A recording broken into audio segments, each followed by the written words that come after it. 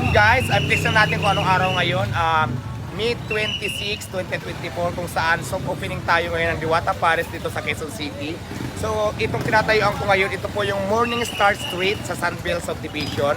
Tapos ganito yung entrance natin, dito yung Diwata Paris Overload. Ayan, dito po yung Diwata Paris Overload. So ito yung gate, i-place ko lang sa inyo, tapos papasok tayo dun sa loob. Doon pa talaga sa loob yung pisto natin. So pakita na natin guys.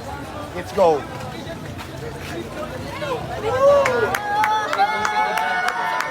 So ayan, marami na siyang tao. Actually, hindi pa tayo grand opening ngayon na. Maraming salamat kasi soft opening pa lang natin, wala pa tayong tinda. So marami pa rin tao kung nakikita, puno pa rin.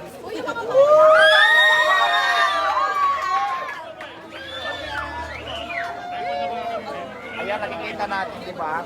Sobrang dami ng tao, maraming salamat. Tapos ang umuulan kasi ngayon kaya hindi pa masyadong maraming tao, pero marami na din talaga. So papakita lang natin yung area natin. So ayan. At hindi lang tayo Paris Overload. Papakita ko rin sa inyo na mayroon tayong mga boat ng halika rito. May billboard tayo. Billboard! Congrats! Tapos syempre may Diwata Chocolate. Diba? Diwata Chocolate. So ito yon. Pwede sa mga bata. Tapos syempre mayroon din tayong Guys, grabe ibang klase na si Diwata. Diwata Hotdog Overload. O, di ba? So ayan, dito pa tayo mayroon pa. Okay, sundan. Mayroon din tayong Diwata Family Chicken. So ito ang itsura. So,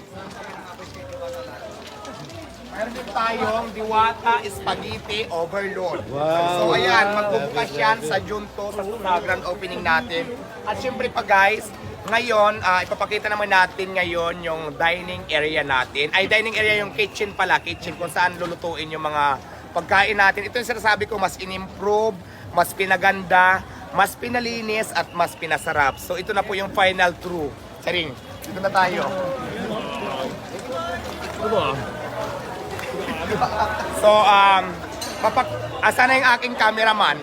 So, ayan, dahan-dahan lang sa pagpasok, baka magtangayan yung mga ano. Papakita ko lang sa inyo yung mga gamit natin. So, ngayon, nag-prepare kami para naman sa mga bisita. So, mayroon kaming hinanda na catering muna kasi di ba hindi pa naman tayo magbubukas. Pero may mga menu na dito na Paris tulad ng sineserve natin sa Pasay.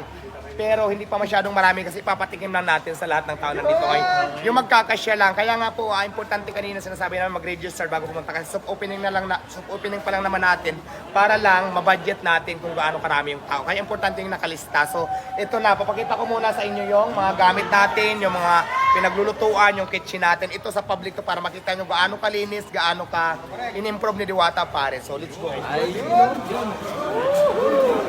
So ayan guys, sa kitchen makikita nyo po meron tayong Diwater. Galingang! Diwater. Tapos syempre guys, napakaganda po ng ating mga kaldero. Huwag magtulakan. Ito siya. Siguro yung iba na lang, dyan na lang siguro yung iba kasi baka hindi na magkasya dito. Fix na lang natin. Ako na lang muna papasok, dyan na lang iba para hindi tayo magkasya lahat. So ito na po yung mga lutuan natin ng mga sabaw. Puro stainless po yan lahat. Talagang ginastusan po namin talaga. Tapos, mapakita natin yung siguro baka mag-anuhan na magkalaglagan. Ayan po, fix natin yung mga gamit natin kung ano ka high-tech na yan. Ayan po. Yung mga kalan, ayan. Puro po high-tech na yan. Mga gamit natin. So ito. Tapos ito yung gandahan lang po yung ihawan. Tapos syempre, ito yung fryer din natin katulad sa Pasay. So magdadagdag pa tayo ng fryer. So doon na lang muna tayo para babalik na tayo doon para hindi masyadong magulo. Alright? Alright. Tapos sa harapan naman tayo, titingnan naman natin kung ano yung itsura ng cashier natin ngayon. So papakita ko sa inyo. Let's go. Laki nyo sa lado. Asa na? Hindi ka na matutupita nyo. Diwata, birthday ko! Idol ko si Kunat! Shoutout!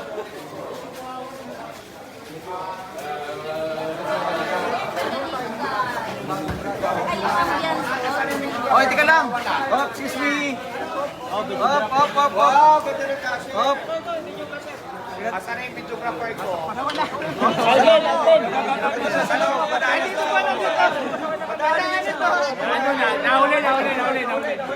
So ayan na guys. So picture na ate, sige na. So ayan na guys, yung cashier natin, systematic na tayo. Meron na tayong POS. Ayan, POS siya.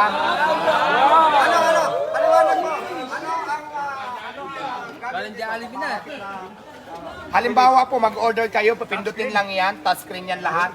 Tapos nandun yung mga menu natin nakalagay, pipili kayo doon.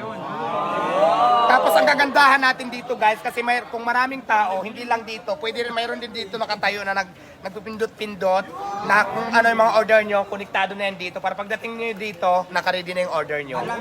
So, ganun na po siya ka-high-tech yung Diwata Paris. Tapos syempre pa, ito yung kitchen pa lang to pinakita ko. Dito naman tayo sa dine-in area.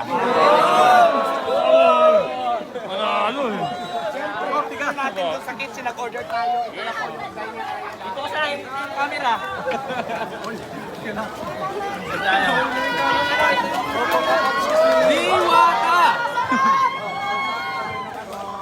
Dito na lang muna tayo kasi maraming visitors so nakahiya naman magkuluhin natin sila.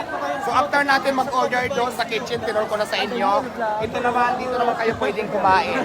Pero syempre dyan sa labas yung nakikita sa may billboard na yan, yung may mga spaghetti, may sukulit. Lagyan din natin yan dyan ng mga tables pag hindi maulan para kung maraming tao dito, maraming tayo pwede pagyan ng labisa. So ayan, pinakita ko lang sa inyo yung itsura ng Diwata Paris overload dito sa Quezon City na talaga namang pinaganda namin, mas in-improve, mas pinalinis, mas naging systematic lahat at naging maayos na po siya. Kaya maraming salamat po sa inyo. Tuloy po ang laban at abangan nyo po ang Diwata Paris sa ibang lugar kasi marami po tayong branches na ilalagay sa buong Pilipinas. So maraming salamat. Ayun lang. Ayan, vloggers, pwede na kayo mag-video-video dyan, mag-content dyan, kahit sa sulok dyan. So, free na po sa lahat kayo. So maraming salamat.